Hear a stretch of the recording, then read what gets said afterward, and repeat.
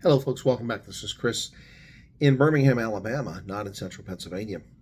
Just a little brief conversation about the farm murder yesterday, still today, calendar date here, but yesterday for South Africans, of Chappies Strydom, who was shot multiple times in a farm attack. Now, I made a video, or actually, I made a post on Twitter, which was attacked by racist and whataboutism clowns, and I made a follow-up video about it. The purpose of that video and that post was to point out that the government of South Africa is negligent in its task of protecting rural South Africans. I didn't say white genocide. I didn't say white people. I wasn't talking about white people. I was talking about rural South Africans, which includes people of all ethnicities and races. And that's what I was talking about. And this all started in earnest. It had been going on for decades, but it started in earnest where we're at today with the disbandment, the illegitimate, immoral disbandment of the commando system by the African National Congress about 15 years ago, well, maybe a little bit longer. They got rid of them because they claimed they were a threat. They weren't a threat. They were a protector, and they ensured safety in much of rural South Africa. The fact that they're no longer in uniform, no longer around patrolling, even though they're reservists, has led to impunity from bad actors in South Africa. And as a consequence, the farm attacks, the murders have grown significantly over the past decade plus.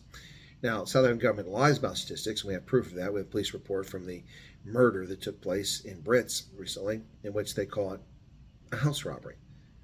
House robbery was but one aspect of what happened that day, but the stats will go down as a house robbery, not as a farm murder.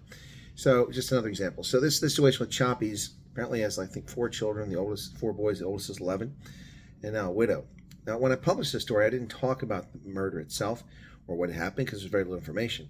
But in response to that, I get an awful lot of whataboutism. Well, why don't you check with the wife? Why weren't they sleeping together? What was going on? And now people are implying or stating outright that the family members were responsible for his death. That wasn't the purpose of my video, and that's not the purpose of this video. The purpose of these videos is to point out the deteriorating security situation in South Africa, which is being done because the government of South Africa either has no desire or it's inept at protecting South Africans. That's the bottom line here. So keep that in mind, folks. That's what we're talking about, not the nonsense that people are trying to tell you. Those are the facts, all right? So, yeah, another farm murder. Whoever did it isn't the point, is it? The fact that it so easily occurs because there's no deterrence. There's no functioning criminal justice system that deals with these cases. The arrest rates are abysmally low. The charge rates are lower. The convictions are even lower. And people are brazen and act with impunity of the highest order throughout South Africa. That's the bottom line. And that's why this man is dead, because there wasn't a deterrent in place to dissuade whomever is responsible for his murder, black, white, or brown. What say you, South Africa? Cheers.